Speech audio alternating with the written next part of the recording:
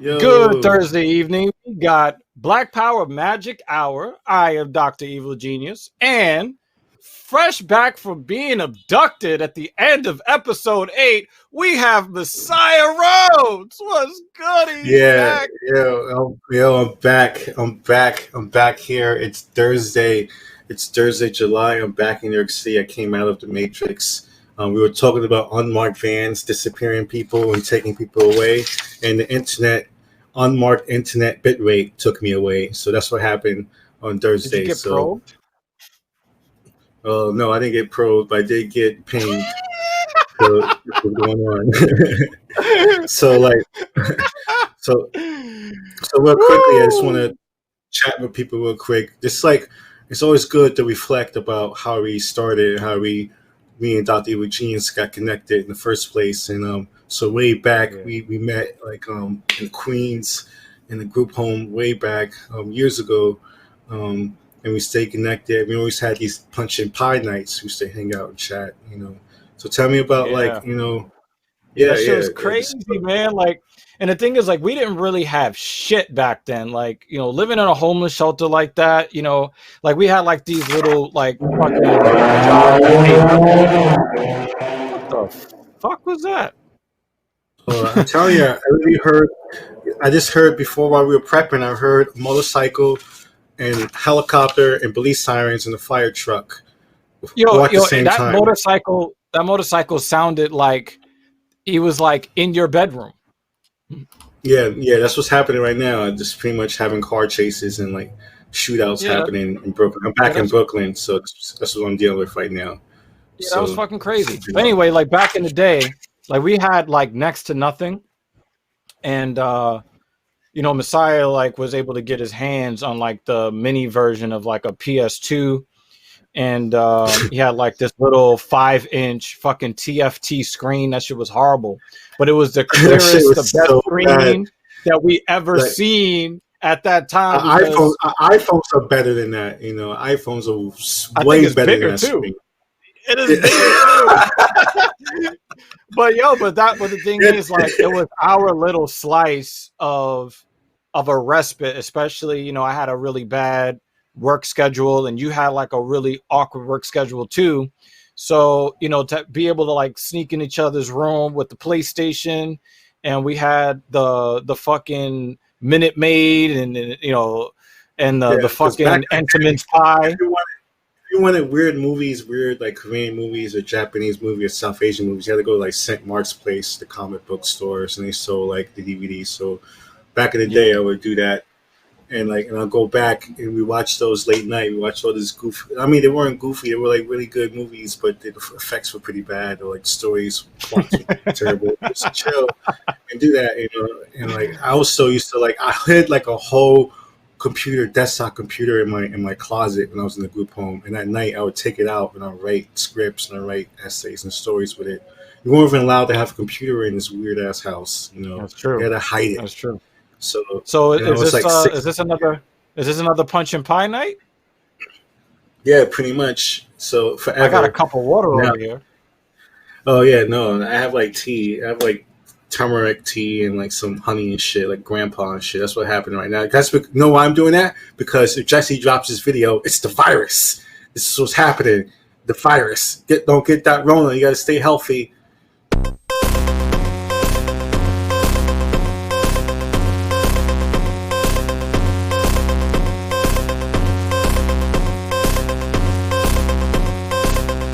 The coronavirus. It's going to disappear. One day, it's like a miracle. It will disappear. So that's going on with the virus. Don't get You that almost Rona. Don't get disappeared that from the virus. virus. You almost disappeared from the virus at the end of episode 8, man. You almost disappeared on the I almost got into the computer world. So, like, baseball is actually, I think, starting tonight. I think Yeah, it did start already. Did you know? Did you know who threw out the first pitch of the first game of the season? Yeah, the only scientist that that got pushed out the White House Motherfucking press Dr. conference. Fauci throwing out the first pitch, and for what I hear, it was fucking terrible. What? I thought he used to play baseball. That's crazy. I don't know, talking man, that but shit. even professionals, man, can throw a wild pitch. So, so like we have, if Jesse pulls up the video, this is some good news before we get to the awful, terrible news. This is some good news at least that's happening tonight. So after last baseball season ended like this, the Washington Nationals are world champions. Fans might be shocked to see the 2020 season begin like this. Stadium seats will be empty, replaced in some cities by cardboard cutouts. Celebrations will be distanced. Coaches will be masked. And fan noise will be piped in over stadium speakers. Similar precautions were taken in Korea and Japan when those countries brought back baseball earlier this year. Although you may not see many dancing robots.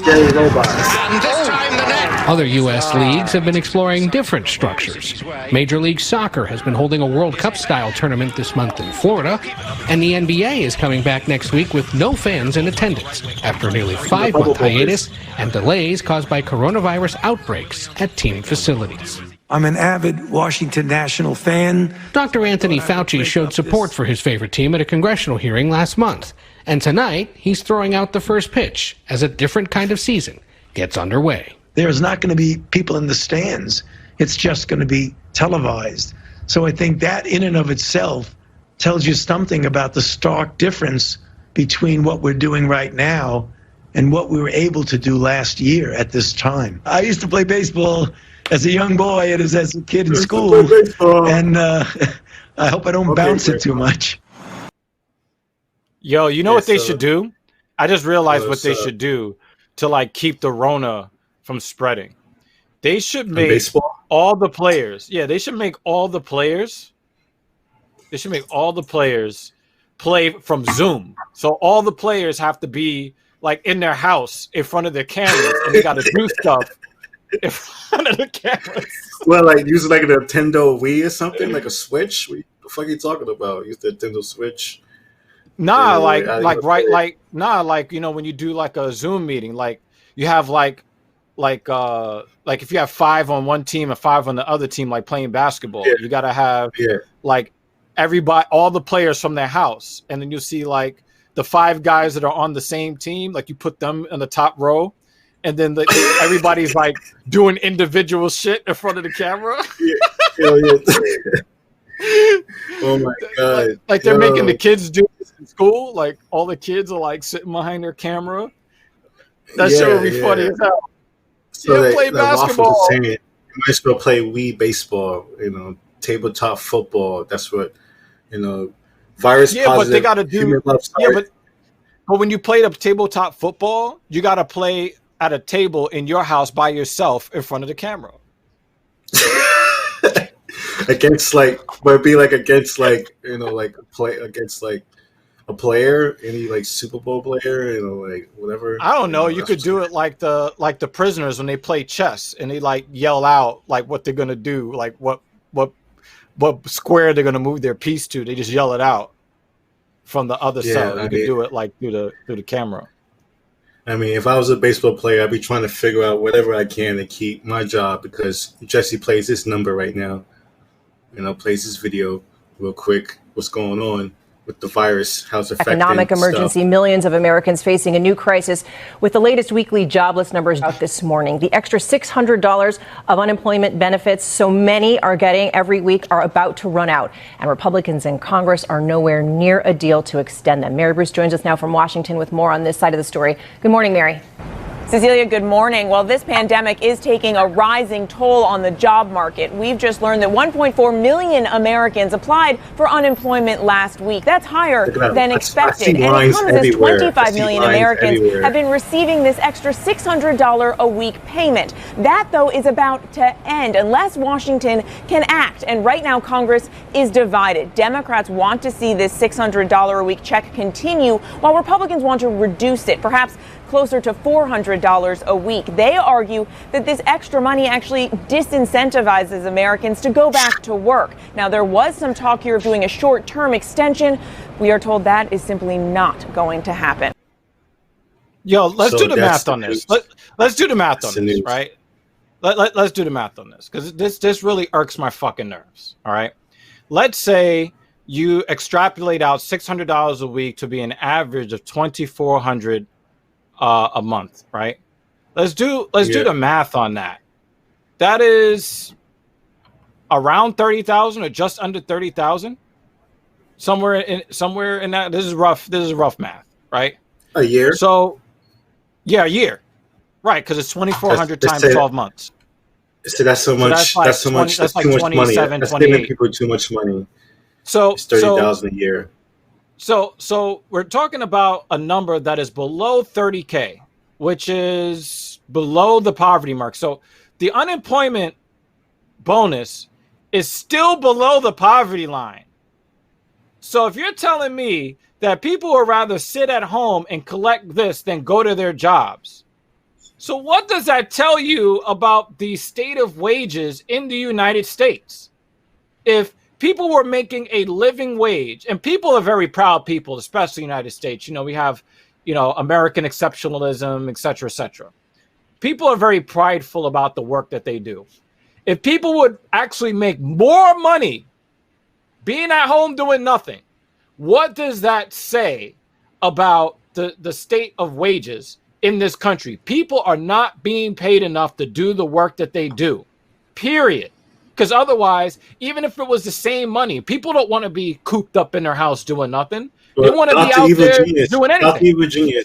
Dr. Genius, ever since slavery became illegal, it's been really expensive to have people work for you. So that's what's been happening in this country. So for a long time. Yeah. Is that why people don't want to pick avocados and wine grapes in California? Because the thing is, when they got rid of all the illegal immigrants, right? But it's like, okay, you can't yell. They took the gerbs. You can't yell that anymore. Like, all right, go pick the avocados. Like, they need you in California. Oh, but we got to close our farm because nobody's applying. Why the fuck you think they're not applying?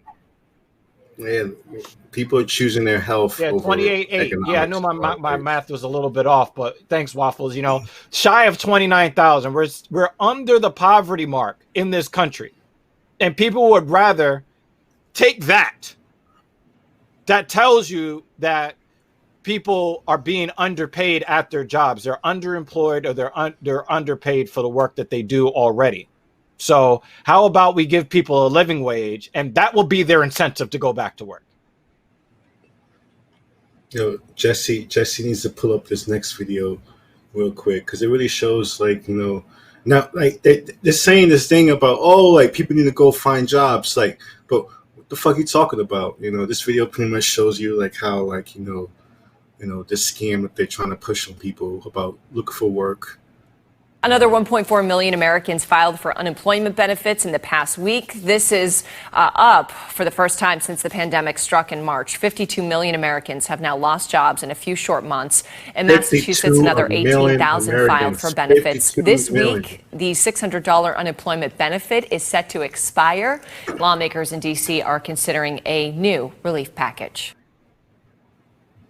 People are already moving back home, making big decisions because already there's no unemployment. So imagine if you cut unemployment for people. This is a disaster. I can't believe they're sitting around. This they might go on vacation and not make a decision. This is the craziest shit.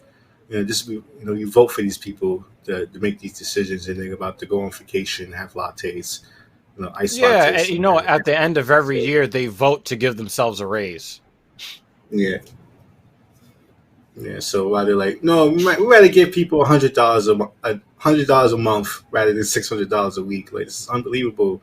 Why is this even a decision? So, but speaking of which, we're in the news right now.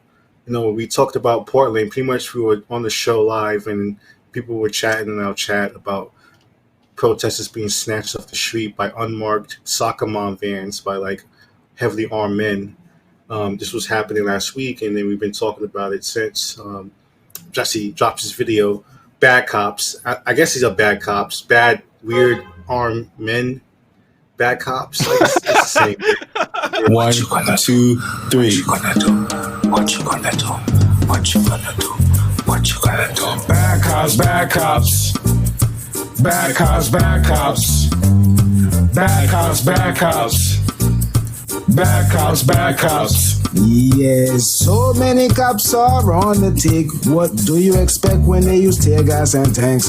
Whether in a car or on a horse, cops don't mind using excessive force. Bad cops, bad cops. What you gonna do? Bad cops, bad cops. What you gonna do? Bad cops, bad cops. What you gonna do? Bad cops, bad cops. This is filmed in front of a live studio audience. Yeah. So you know, they tear gassed the mayor. Oh, we are going to cover that. Okay, yeah. Yeah, we got to play this. This is unbelievable. Jesse, play this video right away with this Mayor of Portland, Oregon, has compared the scene in his city overnight to urban warfare.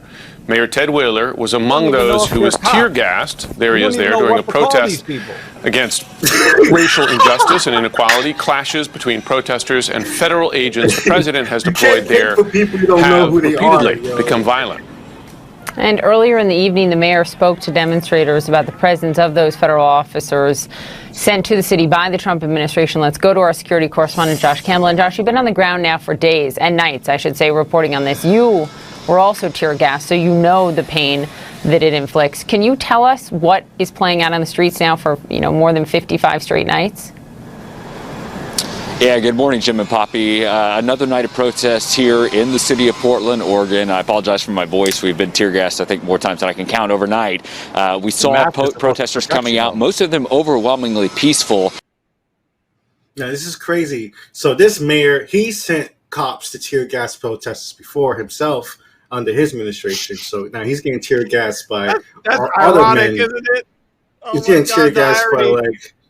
he's being tear gassed. All these cops are terrible. All the armed men are terrible. All these people are wild. But when we talk about the government and accountability, and it's okay, now we have these weird federal armed men in our streets. What happens within other federal agencies and government, departments, and the military is one of those things, and we can't connect. We can't disconnect these things that's happening with our bloated military budget, a bloated law enforcement budget. It's all the same thing. So we have a guest here, Shilpa. She's here. We down from AJ Plus. Hopefully, Jesse can pull her in real quick, so we can get to chatting and watch some. Whoa, look at that! Hey, how are you? Can you hear us? Oh, you're muted. Wow, you look like you're muted. Muted? What's up? Hey, we can hear. Yeah. Hey, how are you? Hey, how are you? What's going on? Oh, you muted again. You're back. Back to muted. She muted herself again. No. In silence. Oh, now we can hear you. Yo, now we can hear you. We can hear you now. I can hear you. Yeah. How's it going? Hey, we're good. Yeah. We're good. Yeah. Yeah. So we hear. So we just had this crazy Portland situation happening with unmarked vans, and Trump threatened to send his goons out in the streets. So how you been taking this kind of news in these days when it comes to the coverage you did with Gitmo and the Fort Hood situation? How do you see this comparison in some ways? Well, it's kind of like my reaction to Trump's election in general, which is that I'm shocked but not surprised. I think the way that people have been seeing what happened in Portland is it's an extension of how this country responded to 9/11 and expanding its national security apparatus and going abroad and conducting these types of operations and snatching up men to put in Gitmo. And there was a lot of outrage for a time about it, but people have completely forgotten about Gitmo in the meantime. I think most people it's still even open. And so now that it's actually, white Americans who are being snatched up, now people are actually paying attention. But this is kind of part and parcel of how the U.S. military and how America has conducted itself abroad for a long time. Yeah. I've always said that when they stomp on people's rights the way that they have been, that it's a beta test to see if the American people are going to sit there and take it. And if they do, they can expand that power even further. So, I fear that dissent is going to end up being squashed in the future. How do you see the when you look at the trends, how they've gone since 2001, like how do you see these things continuing to play out? Well, I mean, after 2001, there was a lot of outrage over what was going on with Guantanamo, but again, it was forgotten once Obama came into office. I mean, that was his whole sort of look forward, let's not look backwards mentality, which basically cemented impunity for what we were doing. And again, people forgot about this for a long time, and it's not until Trump was elected that so many people woke up to what America has been doing for a really long time. So with the type of activism and awareness that you see now, I actually have more optimism that at least it'll put a cap on what Trump does. I think you're completely right that he is testing what he can do.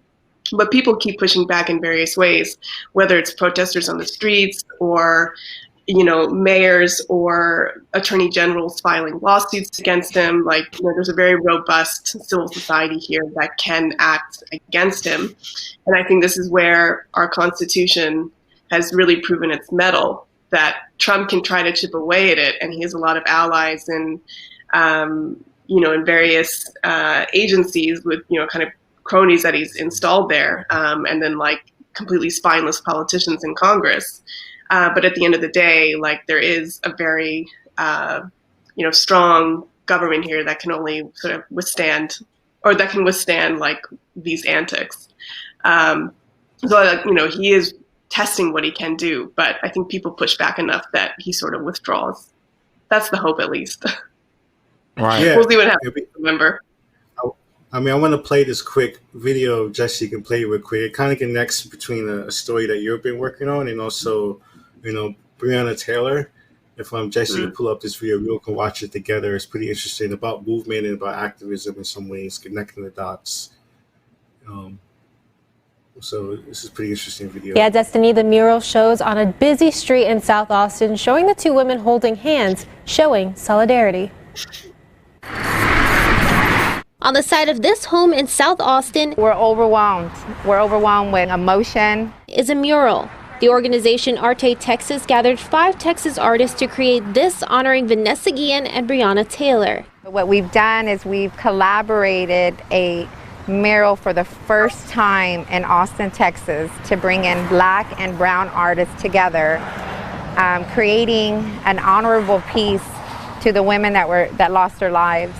These artists say they wanted to be part of this mural and shed light on these cases. Our focus is the people that are still here, that's still fighting the fight, to try to shed light on situations, to keep certain things and history from repeating itself. And with each paint spray, it says a lot in one.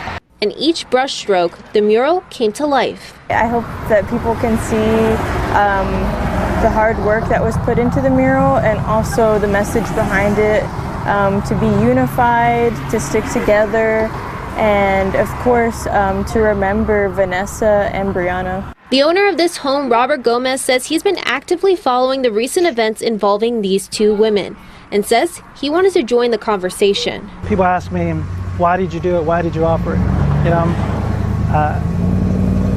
When you see what's going on, when you're overwhelmed with, trying to make the decision of who do you support, this is how I can support. The mural depicts the two women holding hands, a message that is hoped to be understood by all. You're actually now seeing what people keep protesting for and what people keep advocating and fighting for. Now you can see it in an image that we put these two beautiful women together. That makes the mural beautiful. Jesse can pause this. The mural is about 70%. Yeah, shout out to Michael Trevino for giving that animal a piggyback ride. Much respect to him. Yeah. What happened? He didn't get it. He didn't get it. Oh no, yeah. It's just the fact that people. I mean, for me, it's just that crazy video. It's just how people are connecting the dots between two things. And this guy's you could paint on my wall, I'm so angry about shit. Paint on my wall about what's happening. So tell me about this Vanessa thing, with the last article that you wrote about this story, what's the recent update about them holding whatever accountability with the U.S. Army? The last article you wrote up. Yeah. Well, that mural is really amazing to see, and I think it also reminds us that these are two women whose stories would be completely forgotten if not for very concerted outrage. And in Vanessa's case, it's her family having pushed for answers relentlessly since she went missing on April 22nd. And their calls for a congressional investigation now reflect their experience dealing with Fort Hood authorities while their daughter Vanessa was missing and not getting any answers. And they say they were misled and that there's sort of a cover-up going on, and basically that Fort Hood authorities were very evasive, in giving them any answers while she was missing. And they didn't find her remains until June 30th. So that's a really long time, obviously, to be waiting and hoping for good answers, which obviously, the hopes dwindle as time goes on. And since they've been so vocal, the case has gotten a lot more attention, and it's sparked a number of investigations now. There's the ongoing investigation into her death, her killing, and then an investigation into Fort Hood's handling of the case and into their sexual assault and harassment reporting program, because basically Vanessa reported to friends and family experiences of being sexually harassed, but didn't report them to her chain of command for fear of retaliation, which is a huge factor in why people don't come forward to report assault and harassment in the military. And so her case has really kind of blown the lid on sexual violence in the military. But I think what's disconcerting is that this is not the first time. And just back in 2012, 2013, there was this documentary that came out called The Invisible War about sexual assault in the military. And it sparked, a huge congressional response. And Senator Kirsten Gillibrand has been introducing this Military Justice Improvement Act since 2013 to try to take basically prosecution control out of the hands of the commanders and give them to an independent military prosecutor. And it's basically, despite having bipartisan support, it's like died every year. So this is a known issue, and yet, there's very little accountability. There's very little, prosecution and conviction for survivors. And her case now has come to, symbolize all of that, too late for her, unfortunately. Yeah, that's one of the things that really hurts when you look at things and you see that we only get any kind of movement at all. I mean, we're not even seeing like them galloping to fix the situation, but just to get an inch forward cost someone their life first. And that that's really a sobering thought at this point. Yeah, and that's just required such tireless, demands from the family to keep coming forward, to keep saying what they want, and for the Army to keep announcing investigations, but it's not the transparent, sort of trustworthy investigation in Congress or a hearing in Congress that would give them, the platform that they want and, sort of rectify the lack of trust that they have with the military at this point. Yeah, I think Vanessa's family is going to meet Trump at the end of July, I think. That's happening. Yeah, so their lawyer is writing legislation to create an independent agency for soldiers to report to, which again, this is not a new suggestion. So I'll be interested to see how this fares in this climate, like both post George Floyd and then also, post Me Too. And that's, this, her killing has, and the way that it's, the response to it by other service members has been compared to a Me Too moment, which I think is completely fair. But again, the fact that there were still pieces of legislation in Congress as this was going on to try to address the issue, and it hasn't gone forward, I think, says a lot about systemic impunity. But yeah, the family will meet with Trump.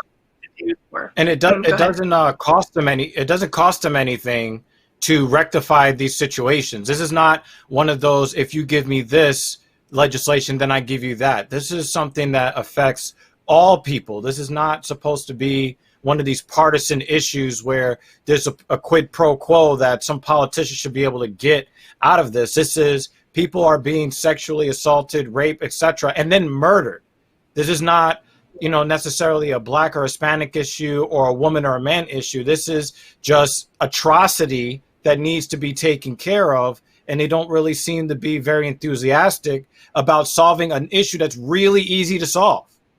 You don't need a 750-page document in order to, if you're raping or murdering, we execute you or we do whatever. To me, it's just simple. Like, why is it so fucking complicated for something that looks so simple?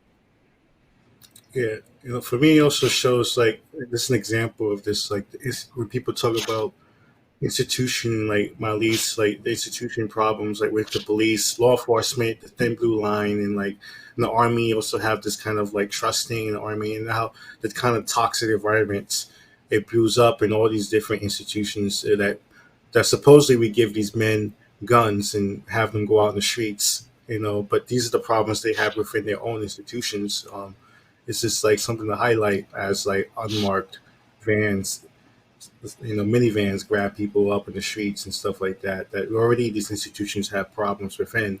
Now they're out and about in American streets. So it's pretty crazy to me. So like, but I wanted to really show like, this is Black Power Magic Hour. We don't want to make people depressed on a Thursday night. So I have this crazy ass movie that I saw. It's called 2.0. If Jesse could pull it up, it's like this. It's supposed to be like the most expensive like Indian movie ever made. And yeah, and it's like I didn't realize we were going in this direction, but I'm down for it. Yeah. No, but it's just like decompressed. Oh my god, that says Anime Planet. Oh my god. Yeah. I mean, it's just a decompressed situation. It's just the internet, and people like to watch people watch shit. So, but at the same time, pause it real quick. Pause it. Yeah, just pause it real quick. Yeah. So who made this film? Yeah. It's actually a sequel to another movie. It's called 2.0.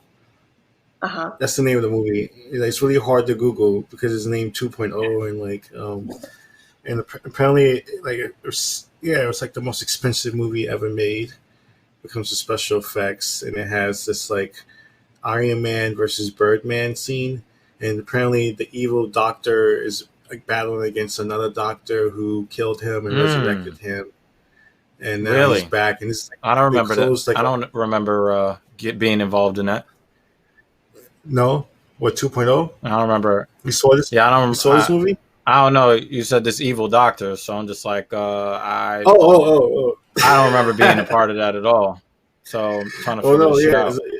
Yeah, you watch this evil doctor. So this real quick, we could play this real quick.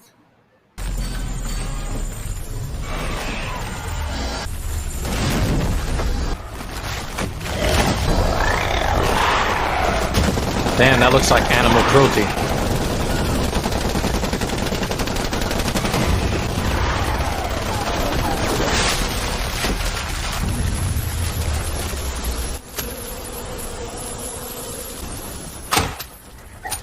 Damn, that's metal on metal crime. That's the hero. He's supposed to be the hero. He also looks like a bad guy too, so. Oh my god. That's the evil genius. That's the evil.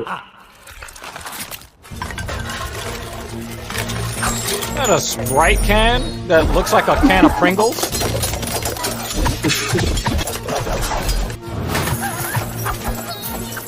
Stealing all the money. How are you a hero that's stealing everything from everybody? Oh my god.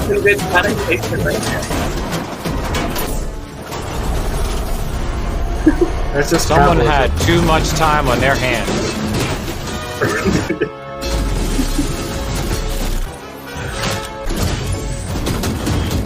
Oh my god.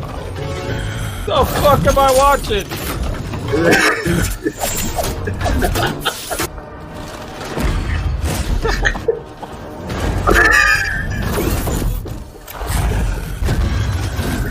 They're about the showdown. Whoa.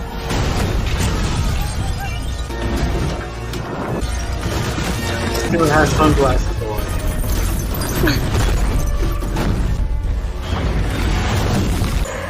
Yeah, throw him in the crowd.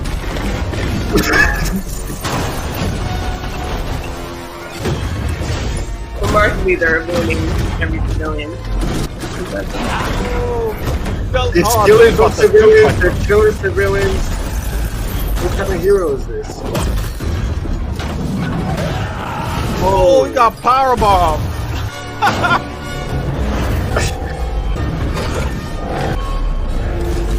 I actually never. Oh, he's Neo.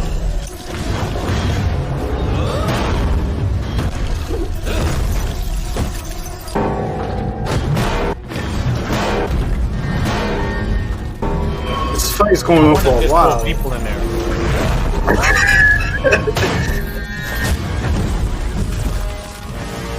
Honda.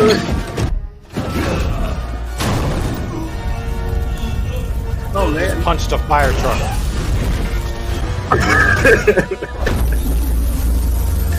Whoa.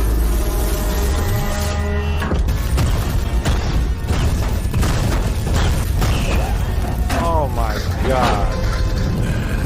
Oh, he got It's like really. he hit him with that John Cena shit. Yeah, it does look like WWE.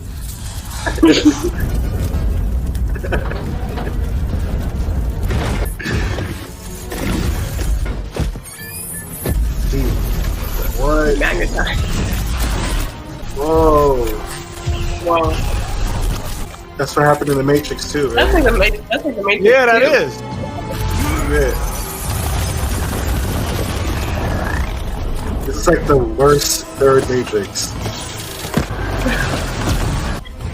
I didn't know that was possible. There's Birdman. Oh, that's Birdman. What is it? So who was he fighting before? Is it like Birdman, as in I ain't gonna say it no more, Birdman, or put some respect on my name? Yeah, there was that Birdman, or maybe. Did you finish it? Is you done? Yeah. So that You said that was I'm pretty. Yeah, I'm pretty sure that. Yeah, but I'm it came pretty out sure in that you came Singapore on our and it came show. out in Malaysia. It was like South Asia. It was a big blockbuster South Asian movie. Like they played that in Nigeria and stuff like that. Yeah, I'm pretty sure when you came on our show, you were like, "Yeah, we're gonna be like watching this weird shit." Yeah, I'm down for it. I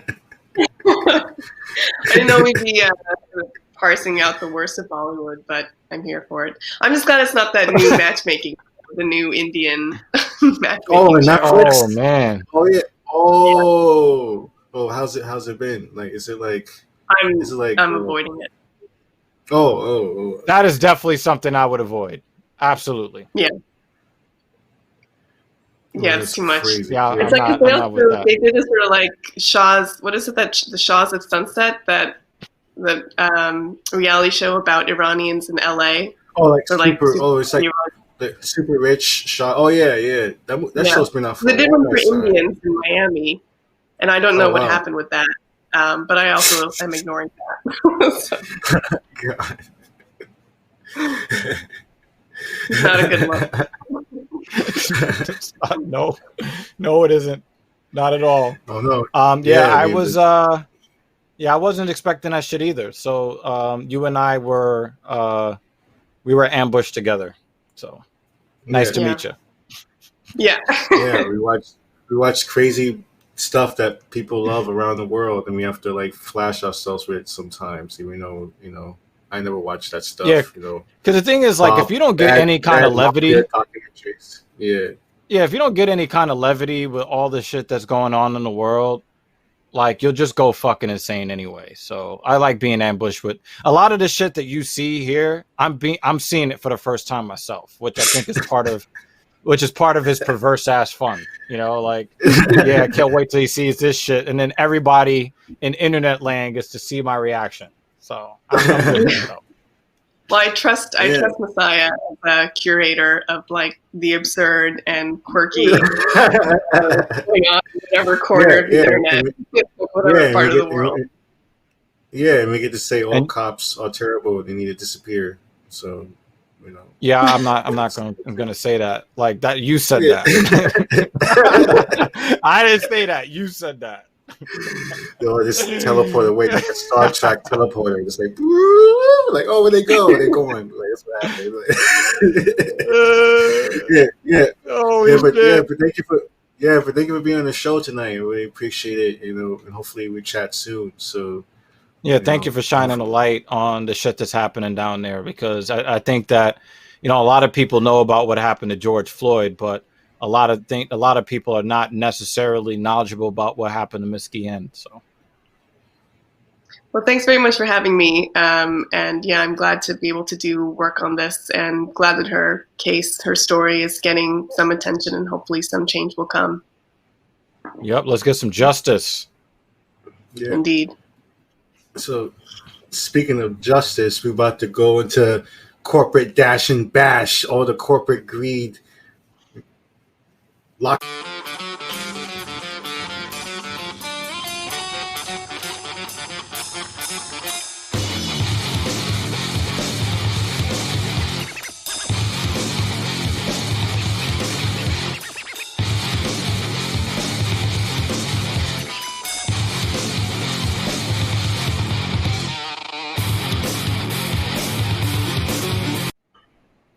Yeah, the fat one was really trying. Like, he was really trying to put some pep in his step there.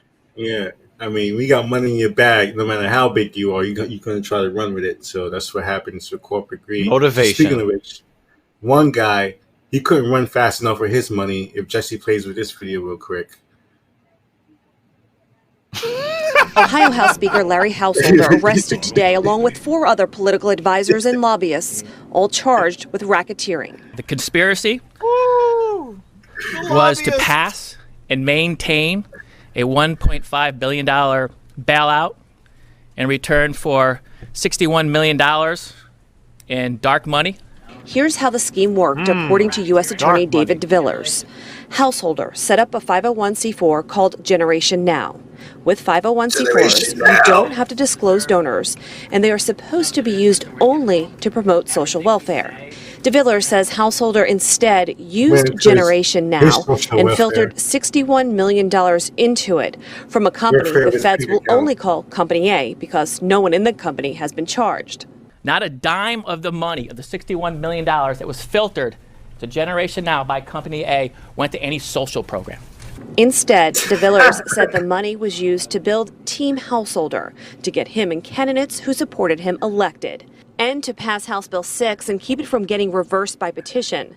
House Bill 6 approved bailouts for nuclear power plants owned by First Energy, also believed to be Company A. The federal complaint charging those arrested today details a shameful betrayal of the public trust. $60 million bribe. And according to this 81-page court complaint, which I'm still going through at this hour, Householder also personally benefited from this enterprise. The complaint says some of the money filtered into his company, Generation Now, went to pay for some legal fees and also costs associated with a house he has in Florida. I should mention the feds say this case is far from over. This is just the beginning, and more people could be charged. Reporting live in Columbus, Karen Johnson, WLWT News 5. Yeah, certainly a lot involved here, Karen. We should also mention Householder and the other. Stop this real quick. Yeah, so I got 2 things to say about this. Number one, if the Fed's coming for you, you know they did that shit. Because the Feds don't do all of this fucking dog and pony show. They don't do that shit unless they got your ass. So that's number one. Number 2, I think these people should have been tipped off. If you're talking about a group of Republicans talking about setting up something for social welfare, that should have been your first clue that this shit was bullshit. That's all I got to say. In Ohio too, like it's crazy. Like they're like Generation Now. That's so vague. What do you mean Generation Now? Like they're so $60. Yeah, that's $61 million in my pocket now. So imagine this man going to jail over that, and then 4 other guys going over jail over that. If Jesse plays the next video, these guys are not going to jail with their money. Subject, look at Tesla, please. The stock price has been surging, down a bit today, but surging to above $1,600 a share. And with that surge goes Elon Musk's net worth.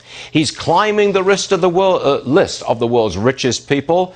Come on, Susan, tell me how much he's worth. Fifth richest now, according to Forbes. So Monday's near 10% rally in Tesla, adding another $5 billion to his net worth.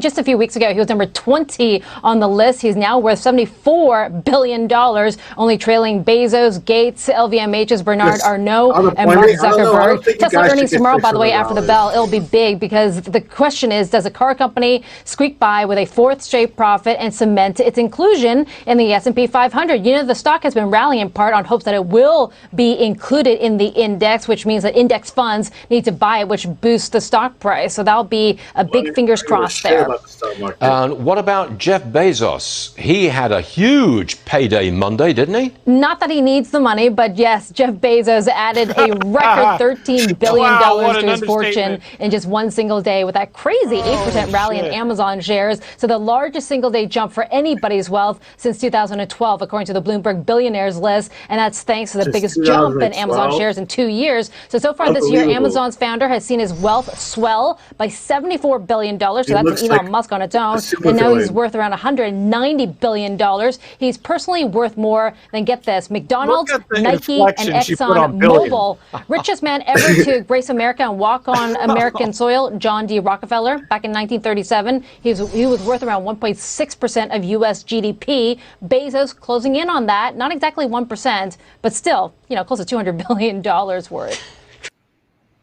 I mean, look at the look on his face. He's like, "Yo, I'm a really selfish old white man, but I can't even imagine being that fucking selfish. God damn!" I mean, think about this. Think about this. Like, we're all young enough to remember when $1 million was a lot of money. This motherfucker made $13 billion in a day. Why? Like, what are you gonna? I don't understand.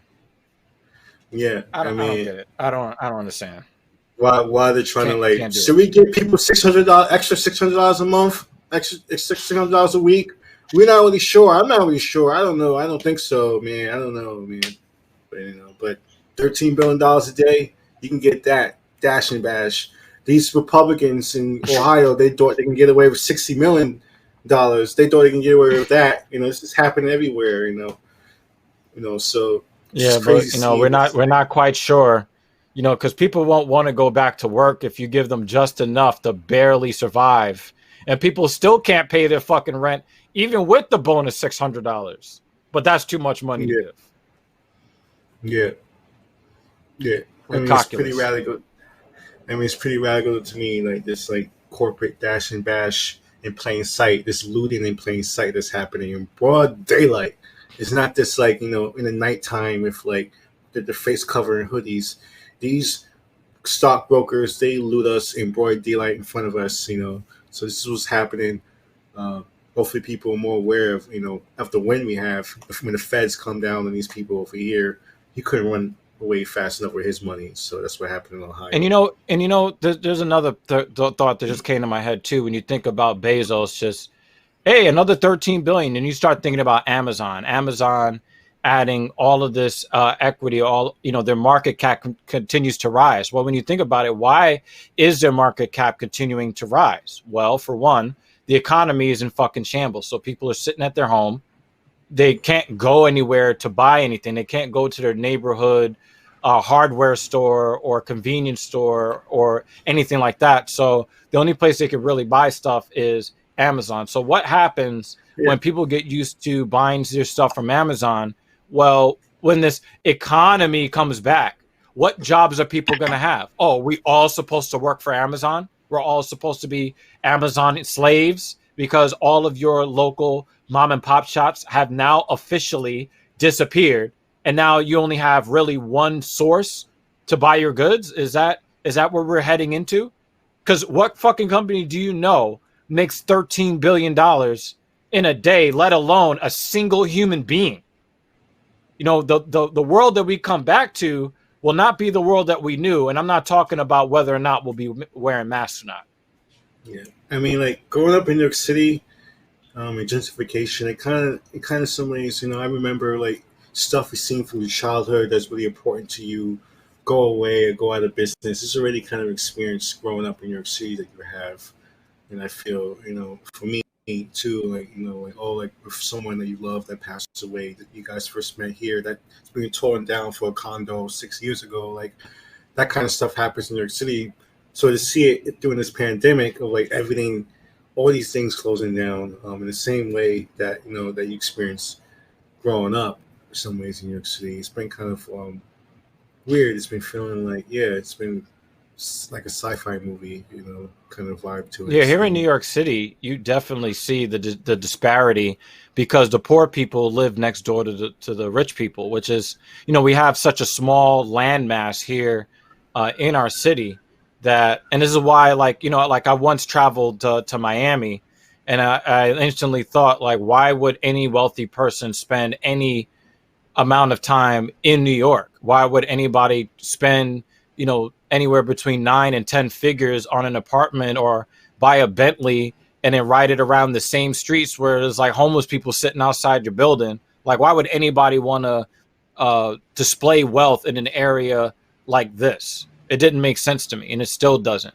But, you know, but then you also have these situations where they build these luxury buildings, but hey, you have to have affordable housing. Well, they have a separate bullshit low budget entrance for the poor people to enter the building so the rich people don't have to look at them. But they have the same address. It's just the strangest environment here in New York City. Yeah, and also driving around, I drive around, like, running errands and meeting up people sometimes. But you see, like, the endless food pantry lines that go around the block in front of churches, in front of schools, in front of, like, different institutions, public institutions, of long food pantry lines. And, I mean, growing up in New York City, to be honest, I've seen long food pantry lines before, but usually it's, like, old grandmothers whose Social Security check is like $110 a month or some bullshit like that. But now, when I see the food pantry lines, I see, like, not just old ladies, old Dominican ladies, or old, you know, old ladies. I see, like, you know, young people. I see older people. I see men. I see women. I see, like, people with their families. The diversity of poverty in New York City is also kind of frightening in some ways. It's not just like a bunch of poor black people. It's like a lot of mixed, different, like, poor artists, and, like, you know, I've seen homeless people with master degrees selling short stories in front of the subway. Like, that fucked me up. Yeah. I mean, it's just crazy seeing the disparity here in New York City. It's different. You know, people are paying, when you pay that rent in New York City, you're paying for the experience. You're paying a tax to stay there in New York City in some ways. And real estate agents, it's a proximity thing. Yeah, that's what you're paying for. You know, like, you're paying for that shitty ass. You know, you can, like, take a shower and fry some eggs at the same time in your fucking 2100 bathroom, you know, bedroom apartment. You know, this is what New York City is about. But at least you say, like, I'm in Brooklyn. You know, so people pay for this experience. So, you know, speaking of paying for experience, UFC, we have the last video, which is, like, in a time when UFC fights were, like, these fights can't happen anymore. Super illegal. They probably had fights against, like, man versus rules. Horse back in the early 90s. So we had, like, a man fight a bunch of lobsters. Yeah. So, like, this is a fight from, like, the early 90s. Is our last video. It's like, this, like, people, like, you know, no matter the size of your enemy, the size of your obstacles, you know, you always can, like, go against it just so you can play this video. One sumo. If you think about it, Ben, that is ultimate sumo. That was interesting. He tried to do an old type of choke with both of his fists on the inside of his neck in Yarborough. It's really interesting. It's very difficult to pull that off. I can't emphasize this enough. Yarborough is coming with sumo and judo. And they're talking to each other inside the ring. Oh. He has to stick and move. He has to move. It looks like a kid beating up, trying to fight his dad. Yarborough has to really cut the ring off. It's very difficult. He's such a big man. Keith is also known for his low leg kicks. Low leg kicks. I don't think he can hurt him with the kick. I don't think he can hurt him with the leg or anything. He has too much weight planted. I don't think he can get any leverage against it. Won't hurt him. Finally got the leg. Won't hurt him. Well, he's got the single leg. Yeah, he's not going to be able to stand. Why he's punching him in the back of the head? Covering up. Keep in mind, the corner can stop it with the towel. The referee can stop it.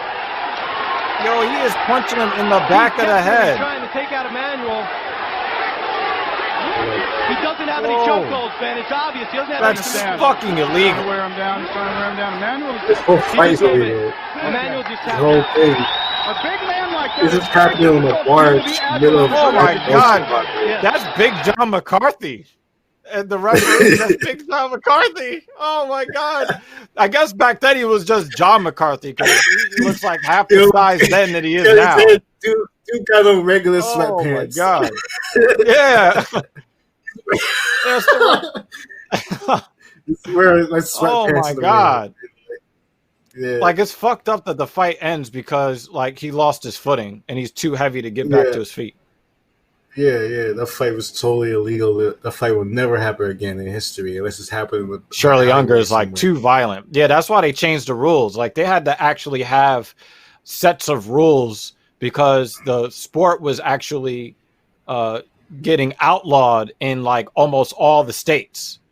And then when they were looking to get recognized by the various state commissions, they were like, well, we don't want this sport to actually survive. So we're going to say that you can hold an event here if there is no closed fist punching, no kicks.